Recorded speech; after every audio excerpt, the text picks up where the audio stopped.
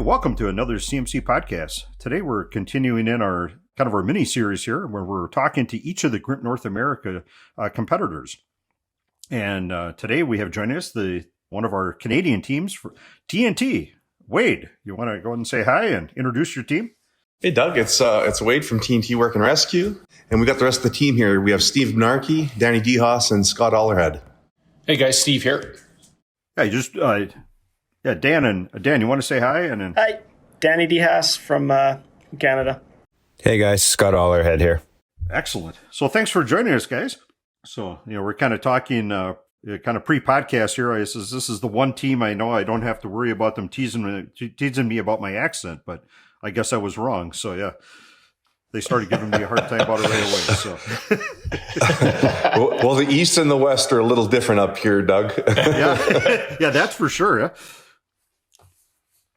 So guys interested in participating in GRIMP North America? Steve, you want to take that one? Sure, yeah. Well, we got exposed to it, I guess, a few years back. I actually had an opportunity to go with the Ronan team a number of years back over to Belgium as their controller. So that was the first time that I'd seen a GRIMP competition or kind of became aware of a GRIMP competition. And then I know a number of years back when CMC was looking to do their first one, we got a chance to chat with you guys a little bit about it. We got a bit of background with mine rescue competitions up here, so they were kind of picking our brain on how those events would run. So we saw that, and then it's something Wade and I chatted about as far as us getting an opportunity to maybe try to compete down the road, and it kind of steamrolled from there. Okay. So you had mentioned the mine rescue teams. Have you guys ever participated in any other competitions? This was the first one we'd ever done. With the mine rescue ones, typically in the past, we just help run specific rope tasks, and we'll either be event coordinators or judges or, have a support role. But definitely as a team, we've never competed in something like this before. Oh, okay. Having said that, 4 of the 5 members hadn't, but Scotty obviously had been involved in a couple of the mine rescue competitions. So he brought a little bit of experience that we needed to the team when it came to that competition style of event. Oh, that's great then. Yeah, it definitely helps. So what did you guys do to prepare for the event? Well, again, half the team was in Edmonton and half the team was in Calgary. So about a 3-hour gap between the two cities. We worked quite a bit independently on different skill sets. But we're fortunate to have a number of good training facilities. So we probably end up getting around 40 hours as a team together that we could train. And again, everything else was pretty well on our own or in groups of 2 or 3 people. Okay. Yeah. So there definitely some challenges there with being so far apart. So, one other thing we didn't really talk about, but you guys, the makeup of your team is a little unique too compared to most of the other teams as far as your guys' background. Yeah, we were trying to shoot for initially it was going to be an all police team. So most of us, the original people who were going to be part of the team came from a tactical rope background. So all single rope technique. As it ended up, we had 3 people who were current or former SWAT guys. And then we had a rope access guy who had done that for about 15 years. And then we had obviously Scotty from a fire background. So we had a fairly diverse background when it came into it. But, obviously the cops were probably the slower of the of the group. Yeah. I'll just kind of let that one lie right there. Yeah, we had a lot to learn. We had a lot to learn. Yeah. So, no, but I think it's interesting because we did had some very unique teams this time at GRIMP North America, but you guys, you were the only predominantly law enforcement team though. So I thought, that's pretty cool. So kind of head through some of the scenarios here and see what your thoughts were. Room with a view. That was Scotty, you want to take that one, buddy? That was the one up on the fly bridge there. Yeah. Yeah. So that was definitely an interesting event for sure. Just knowing where we had to get up to the top with the 4 rescuers and set up some type of a system down below to get a patient into the blue square, as you guys have identified on each of the events where we needed to start and finish off. So that was definitely fun and how we were going to set that one up, getting the 4 guys up top. And I guess the challenge this year as well was passing a knot going up on the system as well. So as we made access to the top deck and then setting up a separate system to get our patient and rescuer down below. And I think someone correct me if I'm wrong, I think it was about a 20-foot, maybe 25-foot deviation from where we actually had to land the patient off the top. Yeah, that sounds about right, Scott. Yeah. Yeah, so I definitely a view for sure. I wasn't one of the guys that climbed up to the top. I stayed below and did some of the ground-based rigging so we could create a type of a cross-haul system so we could land the patient successfully down at the bottom. So, Okay.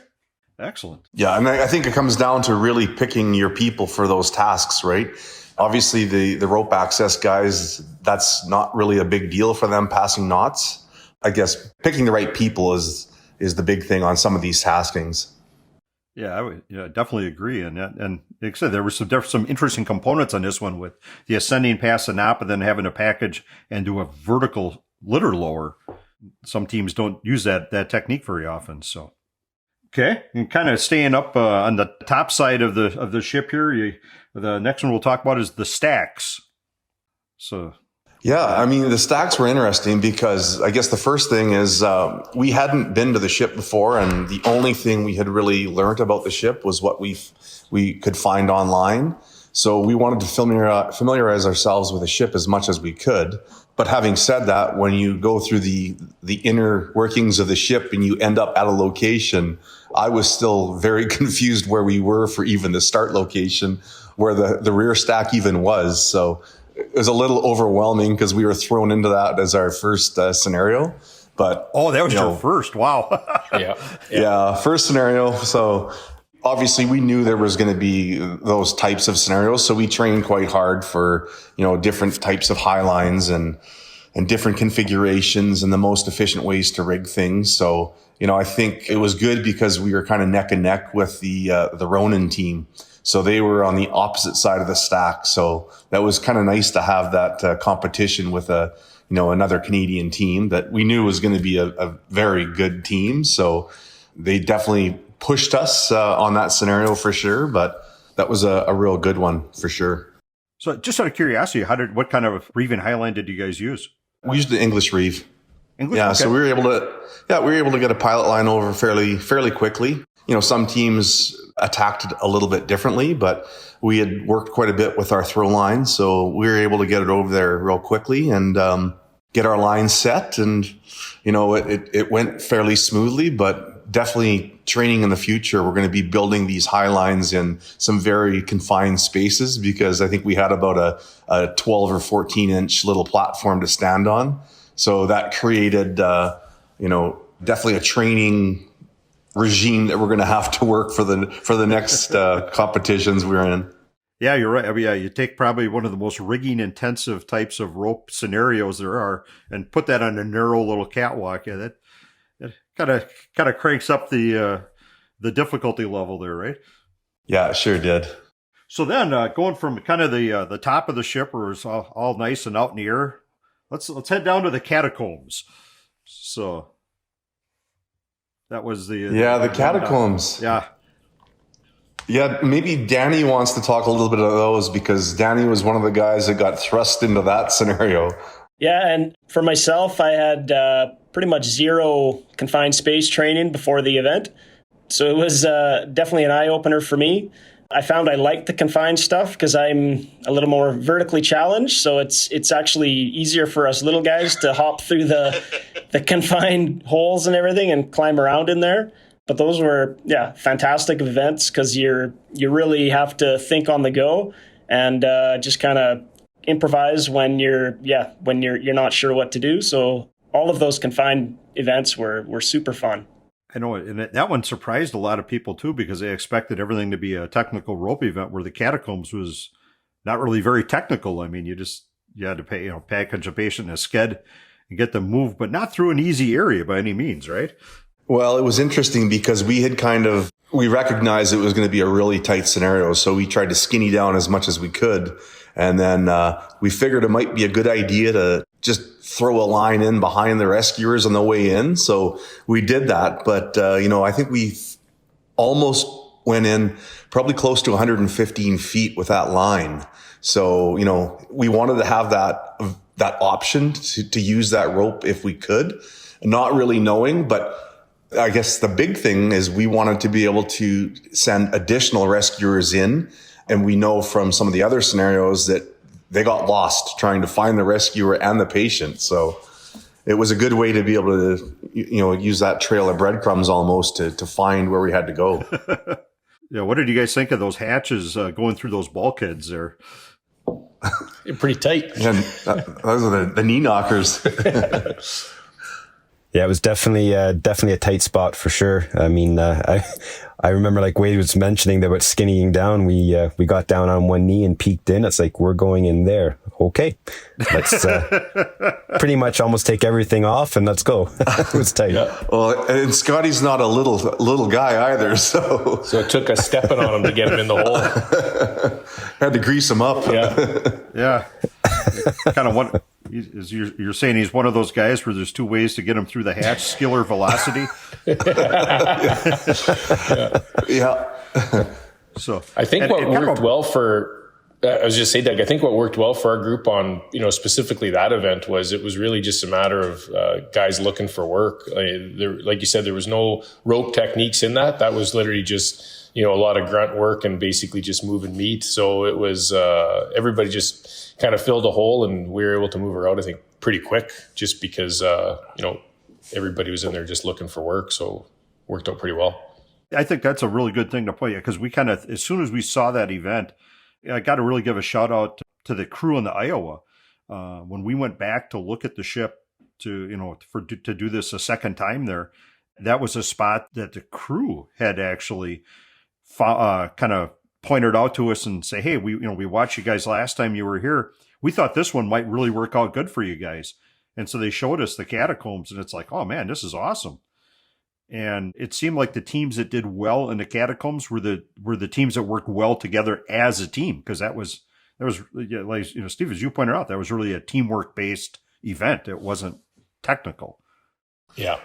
Well, and the cool thing about that scenario is you were literally 15 or 20 feet away from the other team. So you could really see what the team was doing and how they were progressing. So it really created, again, competition. And it was the other Canadian team again, right? So us and the Ronin team. So it was real good. So that is kind of cool that you guys went head to head with Ronin.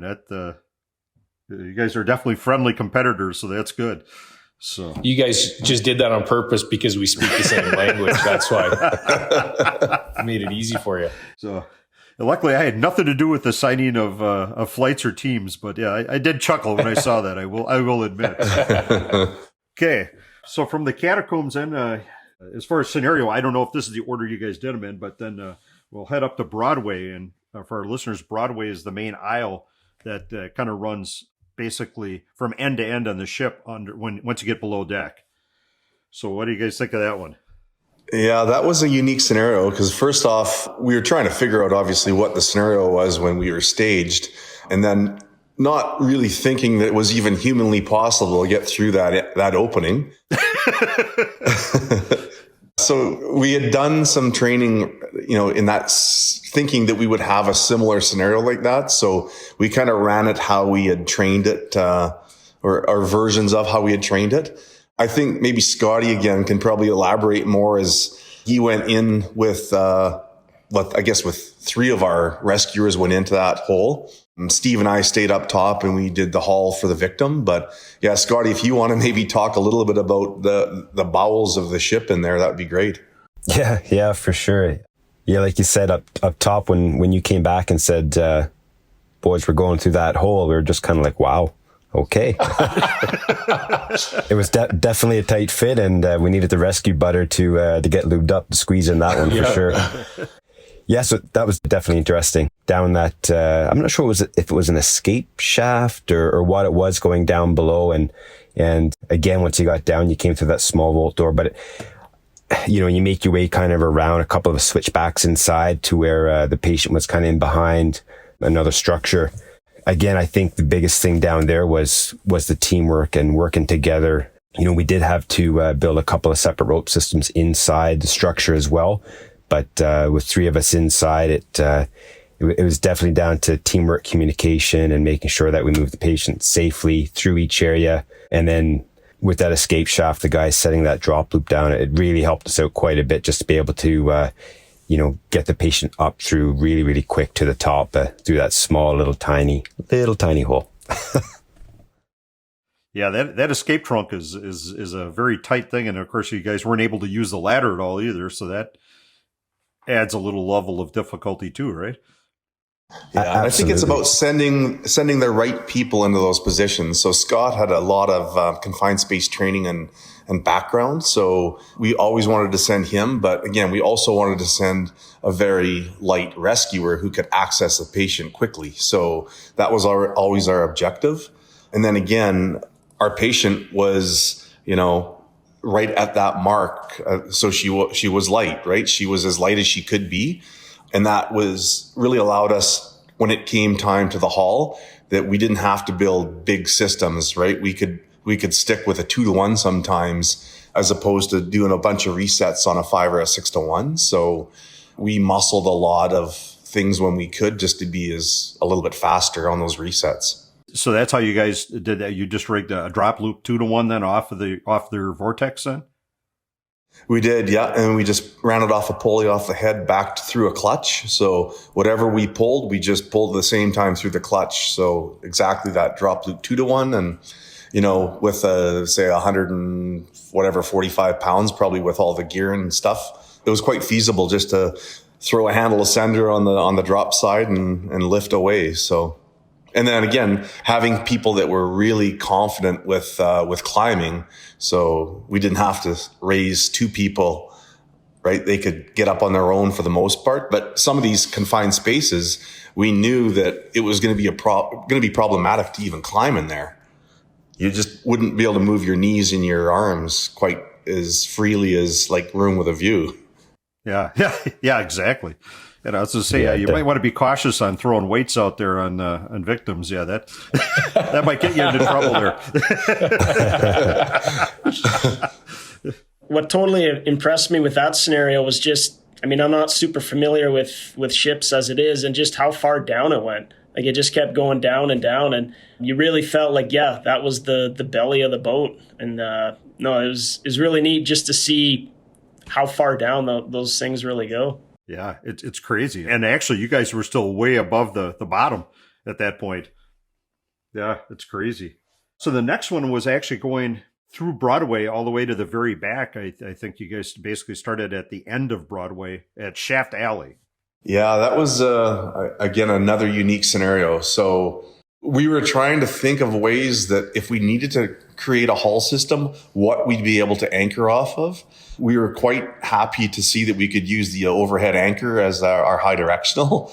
And again, for that one, patient access was key for us, nice and quickly. Fortunate, we were able to locate our patient typically really quickly. So I would say we were never more than about 5 minutes before we had patient access. It seemed like 5 minutes. It could have been 20 minutes now, but at the time it seemed like it was pretty quick. But again, for that one, it was kind of unique that, Steve and I again stayed up top, and we sent 3 guys down for patient access. And again, the same thing. We did that drop loop 2-to-1 again, which worked really well, and incorporated a foot ascender as kind of the muscle to get the person up. But yeah, that was a pretty unique scenario. Coming from guys who hadn't done a lot of confined space training or operations or work, it really created some unique scenarios that I didn't think personally I'd like that much. And I ended up probably liking those more than those open air scenarios. Oh, that's interesting. And yeah, I agree with Wade 100%. I think the inside scenarios presented a good challenge and good opportunities for learning. And it was so much more fun, I think, as well. Yeah, definitely. That specific run was where we had to go down, across, and then back up the other side.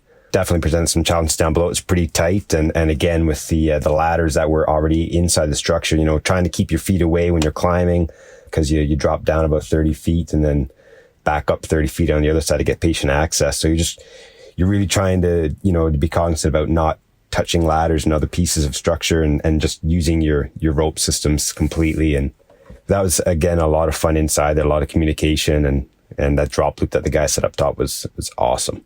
Yeah, that technique sounds like that was definitely money for you guys here on this one. And we really hadn't practiced that one before, because basically I rappelled down one platform below, and then Wade staged one above. And then, like you mentioned, he's connected with his foot ascender. And while he's stepping down, I'm pulling down at the exact same time. So he's using his body weight, and we got actually a pretty good rhythm down, and we're humping that rope up pretty fast. So it worked out well. Yeah, very cool. So, and then the last one here, and this is the one that I got to see you guys operate in, was very appropriately named. You're not going to like this. Yeah. Well, it was interesting where, again, when we were staged, we were basically staged in a locker area. So it was a little confusing to where we were actually going to go. And what it looked like when we actually saw the hole was way tighter than I thought. Because, again, even just to access the outer reaches of that scenario was quite difficult. So obviously it was, I think, more of a true confined space. You had air monitors, you had ventilation, you had to climb through this without pinching the ventilation tubes. And then, a very small working area that we had to work in. So patient access was still, again, a priority for us, like all the scenarios were. Unfortunate that, again, Steve and I stayed up top, so we never really got to see the bowels of what that bilge tank looked like exactly. But judging from the stories the guys said, and I'm sure Scotty and Danny will elaborate, but that was probably one of my most favorite scenario, actually. Like, it was a very unique scenario. And I did want to reach up and slap your hands when you dealt with the ventilation system, but I didn't. So. You're actually lucky you didn't get tasered there, Doug. Yeah, that's the unique thing when you got a team of cops in there. What weapons do they have, right? Yeah. It was actually built on our scenario at the 30-minute mark. We actually disabled the ventilation to see how the teams would react. And you guys, you were on it like right now, and I'm kind of glad I didn't get tased. So. Yeah, Scotty, you want to maybe talk, or Scott and Danny, you want to talk a little bit about what happened down in the bottom there? Yeah, for sure. That was, I agree with you there. That was, I think, my favorite scenario as well. Just the unknown going down into that tank. So yeah, I think once we made our way through that horizontal, then it was about a 15, 20 foot drop ish, I think. Doug, is that about what it was down? It's hard to remember now, but down to the next platform. Yeah, it's about 15, 20 up, and then offset. Yeah, and then we offset and backtracked a little bit, probably about another 15 feet. And then it was, I remember when Dustin and I first took a peek down that hole, and we had the reactive lights and still couldn't see the bottom of the tank. It was like, whew, it's going to be deep. So we had a 100-foot line with us on the inside, and we hooked up the dragon lift onto that and put it down. And just as it touched the bottom, just as it kind of curved out at the bottom of the tank, right at the bottom of the ship, we just hit the midway of the rope then. So we're like, okay, well, that's 50 feet. So we're just about to the bottom there. So yeah, it was, getting through that hole again was pretty tight, especially with gear on and dark and rust everywhere. That was definitely exciting. So going inside and then having the patient on the far side of that tank, and there's still some water and residue down there, and it was kind of the real deal. You're trekking through some of the water and the rust and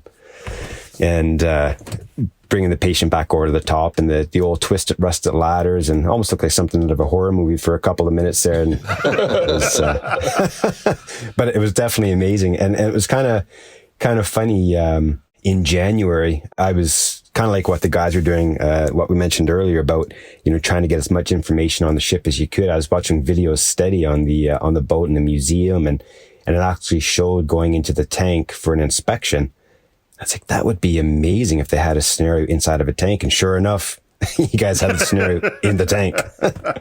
So it was kind of cool to definitely see that, and looking back at that same video and how amazing it was inside there, and then just the technical piece of it. So, but again, I think it came down to how team works so good together, like the communication piece, with the patient and packaging, getting them up through, and then, Danny was in there helping us out doing the transitions, and then Danny and Dustin finished to the top with the guys with the drop loop and to that next section. And coming back up through that hole, like it was a bit tight. So it was good that Wade could reach down and grab on and give me a little pluck through. So rescue butter was wearing thin at that time. So a little extra help was awesome.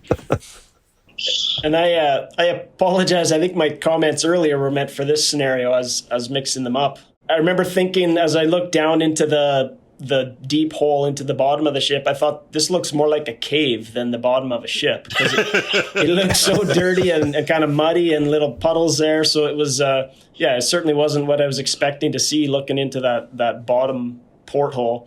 And so that was just a wicked scenario. Yeah, and Dan, just to kind of comment, I mean, there are a lot of similarities between the catacombs and the wing void, where the different bulkheads, where you guys did have to do both vertical and horizontal in the wing void versus all horizontal in the catacombs. Yeah. And each of those, it was funny that the horizontal holes were actually pretty nice and big through the spaces, but those vertical holes are a little snug in the wing void. Definitely. So, and now you guys used a really good, again, you kind of did a version of that drop loop and to get the victim out of this one too, right? Yeah, we did. I mean, we were so limited with space. And again, back to that whole weight thing again, that it just was the most efficient thing. And we just felt that muscling it was going to be a better option. And I guess it panned out for us. And again, we didn't train that a lot. Like, we were training with the 3-to-1s and the 5-to-1s and the 6-to-1s and all those different things, thinking we would need it. But obviously we had to be prepared for that. If the rules would have been we had to haul up a rescuer and the patient, we wouldn't have been able to do what we did. So we definitely didn't train doing that drop loop like we used it as much as we did. So, well, and I got to say too, I mean, from a judging standpoint or an evaluator standpoint, we learned too. I mean, it's really neat seeing how teams, and each of the 6 teams I had in my flight that did that scenario did it a different way. And you guys, if you don't mind me talking about how a couple of things that I saw you guys did that were very interesting, was because that hole was so tight, instead of being crammed on top of each other, you literally offset vertically in there. So I was sitting up on a little I-beam in the corner of this space, so I was out of the way. And all of a sudden, I look, and here's Steve coming up by me. He's up at the very top by the change of direction, so he can pull down on the 2-to-1. And then Wade is on the bottom with a handle descender pulling up. And it's like, wow, that is creative. And you guys really make good use of the space there, and very, very efficient in how you did it. So it's like, like in that little space, it was so small that it would be virtually, I'm sure some teams probably did it, but I couldn't think of a way where you could redirect it and, have a good throw on a haul, like a traditional haul. There was no anchors, there was nothing to really do other than potentially, girthing a couple slings back where you were sitting on that I-beam. You could have maybe done that over there, but again, now you've lost that efficiency. So, yeah, we only did that, Doug, so we can keep an eye on you messing around with that fan. Yeah, I was with an elbow reach there, right? Yeah, that's right. Yeah. And we're both scared of the dark, buddy. So we wanted to be close to you. Yeah. So had I messed with that fan again, I probably would have had an elbow in the jaw there from Steve. Right? So, Or the guys would have busted out the taser and we would have had another patient to rescue. Yeah, there you go. Yeah. But I thought you guys really worked as well as you could tell. You guys were a very, very tight team. I mean, everyone was having a blast. You guys were, joking around with each other and, hey, you got this? Yeah, got it, buddy. And, boom, boom, boom. I mean, everything was like clockwork. And I got to say, the top teams in my flight in that scenario, you guys were within seconds of each other in finish times. Oh, is that right? Wow. Yeah, seconds. And you guys just did an awesome job on it. The way you solved the problem, like you said, you were in quickly you got in quick to the patient. You quickly sized up, had her packaged, and you chose a very, very efficient method of getting the victim out, with that drop loop. And I think that you really did a nice job of sizing up what the problem was and taking a simple, straightforward solution to making it happen. It was impressive. You guys really did a great job. So, that's good to hear, Doug. Yeah, Now, I do have to say too that it was kind of funny, and kind of back to the competition between you and the other Canadian team. It was kind of funny too, because even the ship's crew kind of caught wind of the competition there, and you guys were not only you got up and you guys packed up quick to get to your next evolution. I can't remember if you guys went back to base camp or if you kind of pre-staged for your next one, but you guys were literally out of the box after you're finished very, very quickly. And the other team got up and they were all, they're out there and they're all happy. They kind of looked over to see where you guys were and there was no one there. And the ship's crew looked at them and says, "Oh, those guys, they were out of here 20 minutes ago." And they're like, "What?" It was funny. The look just came off of their face. Don't think we didn't do that on purpose, right? We were trying to get in their kitchen a little bit. So. But I wish we could have had a video of the look on their faces when he said, "Yeah, you guys were gone 20 minutes ago." So, it was good. So, but no, it's kind of good. So why do you think on some of these scenarios they were more challenging for some teams and more straightforward for others? Well, I think some of the teams didn't have the opportunity to train together a whole bunch. So, I think we had trained together enough as a team that, fortunate the team members that were on our team, we all kind of gelled. We all had kind of the same personalities. Everyone was very laid back. So that was our objective, is to never really get worked up. And, I know for Danny and Steve and I, coming from a tactical background, that after you do that for a number of years, things don't get you too riled up too quickly or too easily. So I think from our perspective, and then we just lucked out. Scotty was obviously an awesome addition to the team. He was a later addition. And again, Dustin was our rope access guy who, again, just great people, right? Just great personalities. And we all clicked and all came from a very unique background. And, I think it paid off good for our team anyways. And I think just to add to that, Doug, I think sometimes just because we've seen it with other competitions that we've assisted with, is sometimes people start to overthink things, right? We come in there and then the good idea fairy pops out and, well, what about this? And what about this? And what about this? Well, meanwhile, we've been losing time. And that's something we kind of talked about ahead of time was, we're just going to come up with that plan, guys, and we're going to roll with it. And if it doesn't work out, we're of that mentality that a better plan, even if it would have taken 10 more minutes to come up with a better plan, we would have lost 10 more minutes. So just make it work. And again, the beauty about our group was you never saw one member with any type of downtime, right? So everybody was always working. And if you're done your task, we really focused on, during our training, think ahead. And, Wade was our team captain, but we're saying, Wade's human just like everybody else. So if you see something that, maybe Wade, didn't think about, then remind him about that, right? Or, okay, when patient gets from point A to point B, then what? So we didn't want to have any downtime. And I think the guys were really, really good about that. And even if it was just cleaning up the site after, right? Restuffing a bag. That bag's going to have to get stuffed again anyway. So if you're not doing anything, make sure that's getting taken care of. So I think the guys were really good about just, again, filling holes and looking for work quite a bit. Well, see, I think that's, you hit it right on the head. Like in a lot of and Scotty can probably attest this, a lot of the fire officer classes, they really stress that CRM, the crew resource management thing, where everyone needs to be able to speak up. And I think, Steve, that's a perfect example of that in action, in practicality, Yeah. Kind of echoing Wade's comments about the team, especially in the tactical world, you go through various, even your competition to get in, where you have to do a whole bunch of different events in a day. And you have to realize that you're not going to hit every event out of the ballpark. So if you have one event that you maybe didn't do as well as you'd hoped, you just kind of got to forget about that one and then go on to the next one and the next one. So I think our ability to do that just kind of kept everybody calm and cool and collective throughout the day or the 2 days. And I think that was a real benefit to our team. Yeah, totally. Excellent. So kind of the next logical step. So what was your best takeaway from the event?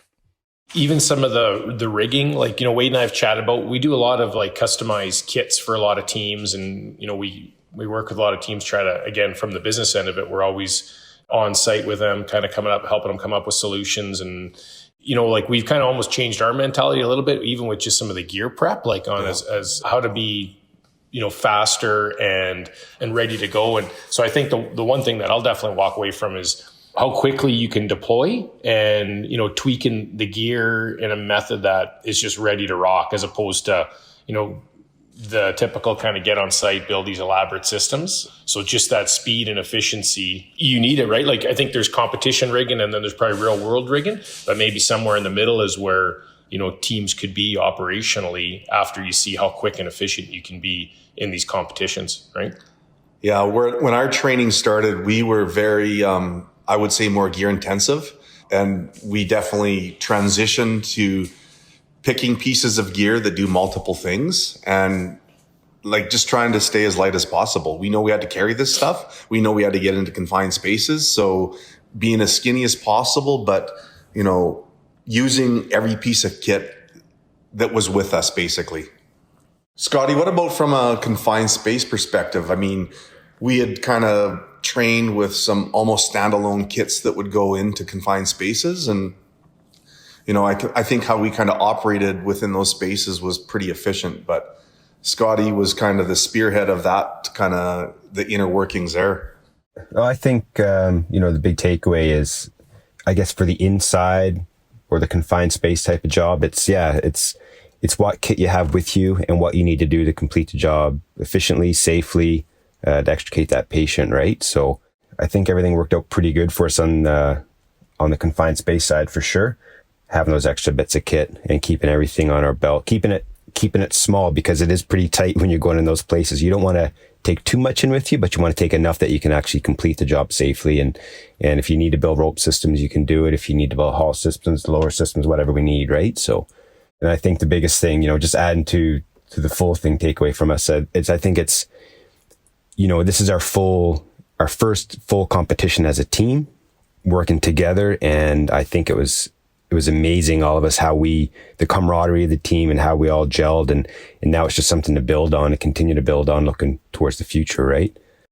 Great. I think you kind of answered our next question here too, kind of, did you learn something at the event you're going to be able to use in the job? And Steve, I think you mentioned kind of that. Anything else you want to, or is there anything else that you kind of picked up that we're actually going to be able to use it out on jobs now? Well, Scotty, I don't know. I think I'll throw that one back to you again, especially this is really geared towards a lot of that confined space stuff would really be geared towards, the fire and the mine rescue end of things. So I'll throw that back at you. Yeah, I definitely think the confined space, I know even with Canada Task Force, we're specifically looking at confined space kits and what we need in the inside of a structure or a collapsed area or, whatever the situation is at the time.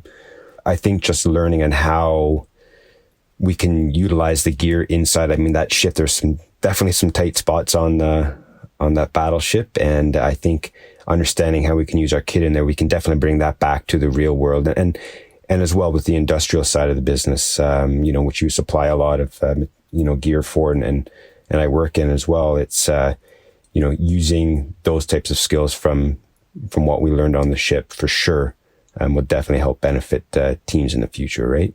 Going forward. Oh, great. So would you guys recommend participating in an event such like GRIMP to any other teams? Yeah, I mean, I think your takeaways with that competition kind of style really develops a team and brings them to the next level. I know for us, we have a lot of things to work on because we do, intend on continuing the competition thing here moving forward. There's a few competitions out there. We're going to definitely start exploring a few different options. Definitely the GRIMPs in Europe and Asia are definitely something that we will push for in the future. Oh, that's great. Yeah. And like you say, there's a bunch of other competitions out there. I mean, there's industrial stuff. There's, like you guys had talked about mine rescue at the very beginning.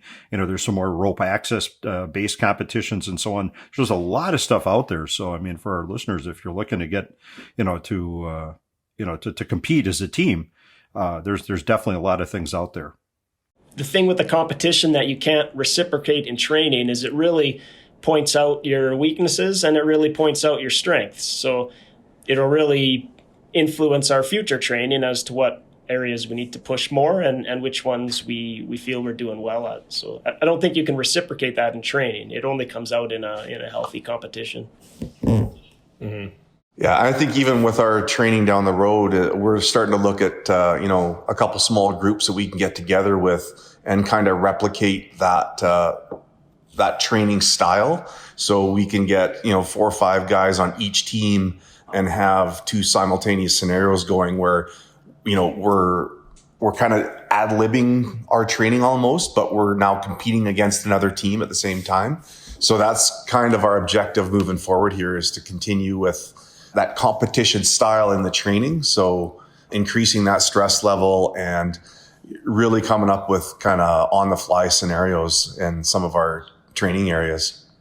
Yeah, I think you just had 2 really important points there, Wade. I mean, number one, in being able to increase the stress, it's pretty hard in a training, especially like on a prop or something where, everyone's been at it a million times. Everyone knows the layout and everything else. Now, all of a sudden you get out in real spaces and, you can kind of change it up a little bit. And then the second point you made was, being able to kind of do it on the fly where, like in this case, no one knew where the victims were. You guys actually had to search and find your victims.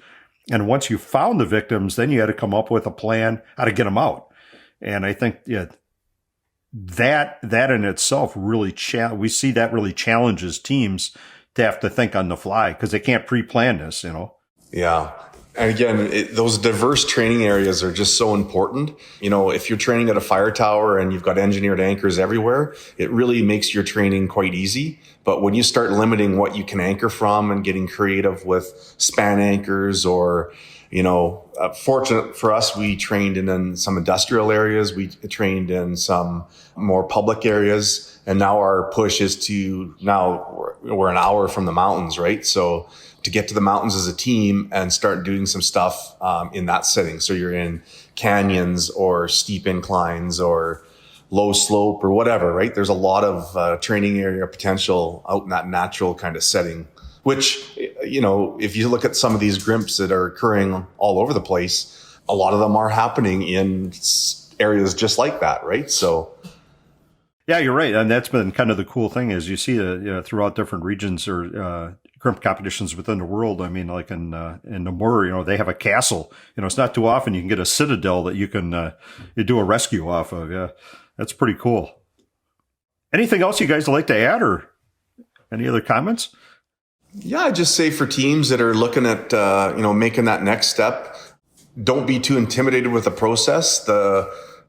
Take advantage of the training, get a lot of training time in with your team as much as you can. And, just jump forward and get into these as much as you can because there are a lot of good takeaways and they're a lot of fun too. And CMC did a great job on managing those numbers of groups. Great being able to do it on Battleship, obviously.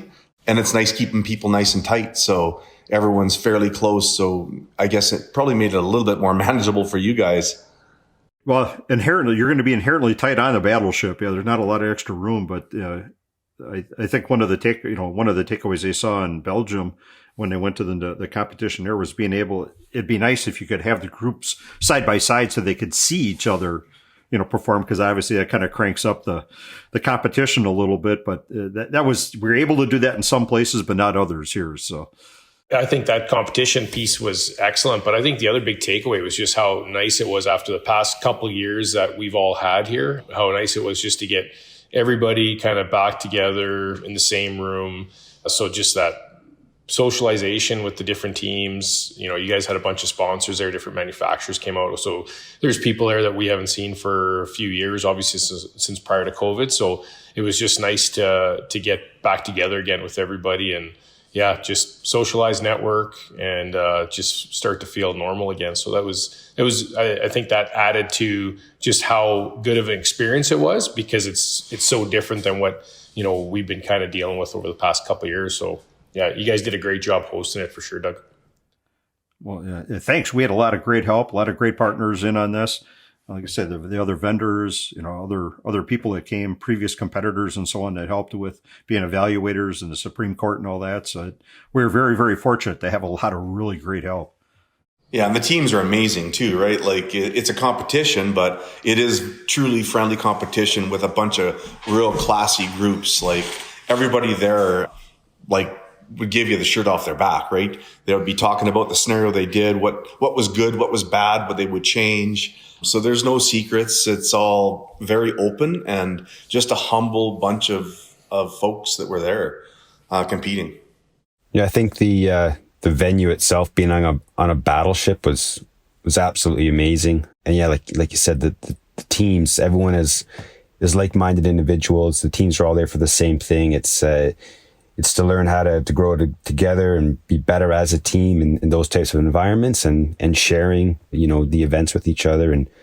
And that was just an absolutely amazing experience. I couldn't wipe the smile off my face for weeks. I'm still smiling about it. It was just so fun.